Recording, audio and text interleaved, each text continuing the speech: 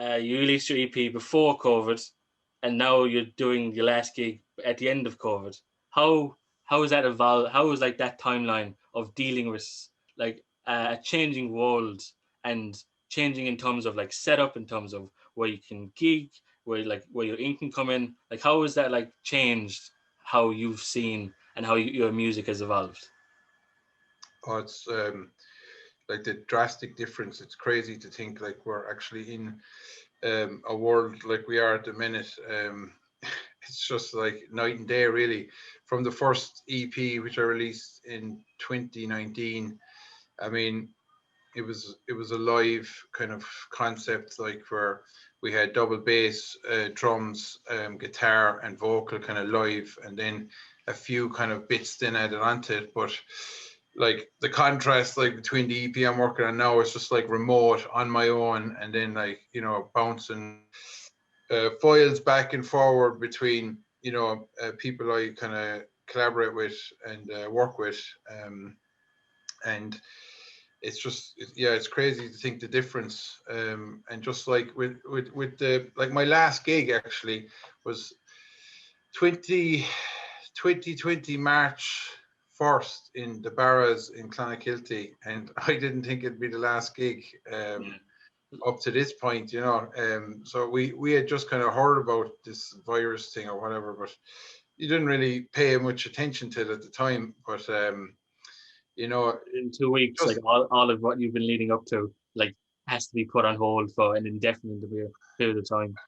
well, that's it, like, because the EP had just come out, and we played 2 gigs that weekend, one in Levis's down in Ballydehob, and then in the Bars in Clonakilty, and it just felt like we might start doing something, and then it was just like shut down, and it's just like, I suppose, a lot of stuff you would have taken for granted, to be able to go into a studio and record, or like to play in a venue and have people, like an audience there. You just kind of took it for granted, like, so it's kind of crazy, yeah, where we are. So a lot has changed since then, but I suppose for any musician, you just have to try and adapt to the situation as best you can. And so as for me, like, I still wanted to work on more music, so at least I'm still hoping that we can get past this moment in time, and to come back even stronger. And I think for something like music, like gigs, man, people like really miss them, and it just shows how special they are and how important they are to people's lives, and I'm just hoping, like, I suppose, working on new music, that like I can release it and at least maybe expand my name to maybe some people that might appreciate my music, and hopefully get out gigging again. And that's the aim. So we're just kind of laying low, but it's been tough, especially for the music industry in Ireland, well, for everywhere, but it's really hit venues and musicians very hard. So yeah, we're doing our best to get on with it, but I suppose we'll have to just carry on. Yeah, because like the gigs and like and live venues are like the life and soul. Like hearing and seeing in people's faces how they react to your music now. Like it can affect people. You can't really get that in like bubble gigs or gigs when people are in their car. Like it is all about being like in a little space with a musician, like playing, living their dream, and like hearing that in like a condensed environment. Oh, well, that's it. Like there's nothing like, it's hard to even describe. Like, people that love music and love live gigs and stuff, they know exactly. You don't even need to say it, but like, it's that magic, when you're in that venue and like you're seeing something like that you love, and it's just like that. The sound vibration, the live sound vibration.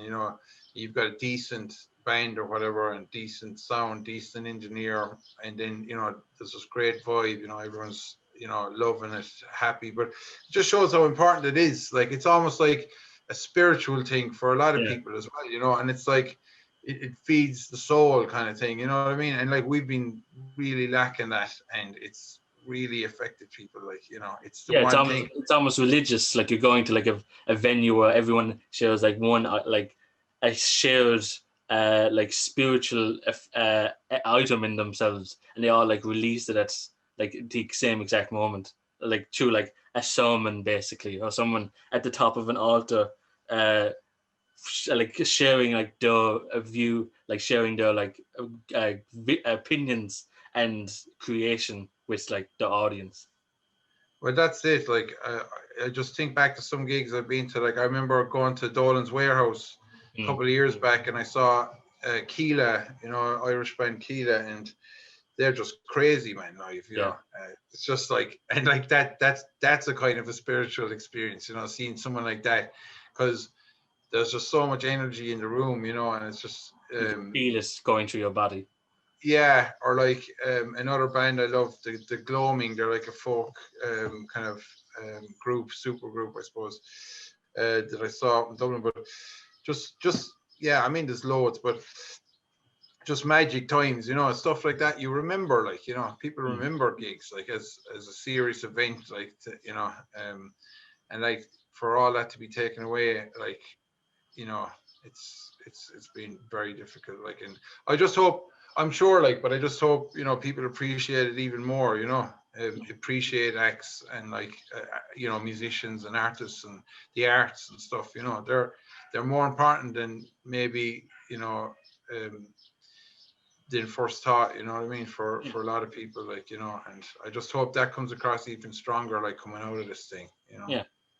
And for you yourself, like a folk musician, a singer songwriter, like a lot of your like ideas and like that goes into music is all about like reflecting in the world around you. And obviously you have like covers like the Burning and like If I Were King of England, like reflecting like on not only the place but like the people and the other arts that have come before you. Like it is about like whether like a folk singer or a singer songwriter, it is more about reflecting like in a world like around you, and in like a space or a time where like it is very restrictive. It obviously can have like a detrimental impact to like not like a huge impact in terms of like your creation, because obviously, as you've said before we started, that like an ideas can come from somewhere, but it's just not connecting with all these like with all in lockdown, when you're not connecting with people on a daily basis, it can limit where you can get inspiration from.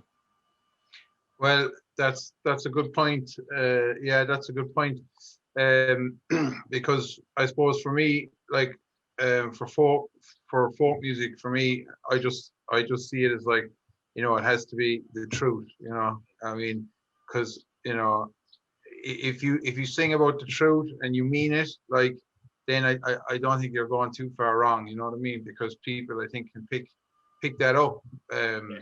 And like you said, you know, depending on your environment, like, you're trying to like relate songs then that mean something to you, that like, you know, situations that have happened. But like when you're in like a lockdown situation, you almost have to go into a kind of state of, I suppose, just making up stories, Yeah. you know what I mean, which works too. I mean, you know, the creative mind is the creative mind. So if you can do Exactly. that, Yeah. I don't know, if you're like reading a book and you might get inspiration through that, you know, or like a story that you read or whatever, or anything, you know, and then like you might see something on the news, or you might read about something, and you know, that can give you inspiration. But yeah, it's not the same as like having like, I suppose, a real experience in the world. You know, there's nothing like that, and that's been kind of taken away from us. So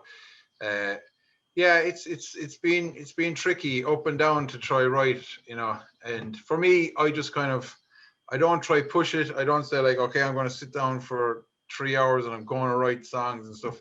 Because if it's not really happening, you know, I just leave it. Forcing You a know, truth is forcing like truth, and a, yeah, a quarter on truth isn't actually just truth. It's just you know, and that's why, like, you know, you could kind of, you know, the cliche folk thing, you know, you could, you know, you could sing about anything really, but you know, if it's just BS, like Mm. it's just not gonna sound good, like for Yeah. me anyway. Like, and so that's why I, like those songs that I wrote, like the Burning, about that was a cinema fire in Drumcolor, the town of Drumcolor. Back in the Um, 1920s. Yeah. yeah, and that's just like a little booklet that my dad had given me, and I read up on it, and it was just a story that interested me. And you write a song about it, and stuff like that. So, you try to find inspiration from different kind of places, but again, there's nothing like living in the real world, out and about, to get real inspiration, but again, we've been starved of that. But Mm. you try to adapt, like I was saying, to try right. But again, it's just like you have to well, for me, like, I have to be feeling it, like that I feel like I want to say something, and I have, you know otherwise, it doesn't really come across. So I've learned from experience, many hours of experience.